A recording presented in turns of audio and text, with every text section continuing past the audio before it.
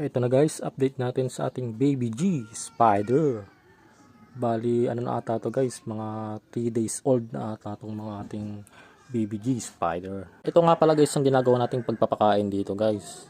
Minsan, ni-sprayan ko lang ng tubig, dito ko nilalagay sa ating pang spray. Mas maganda guys, mineral water or kaya tubig ulan, mas maganda talaga yun. Para natural.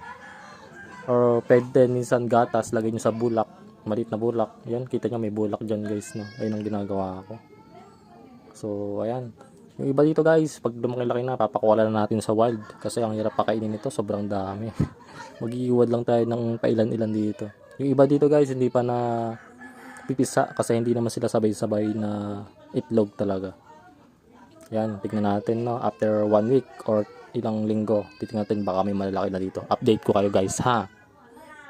Ayun lang. Thank you.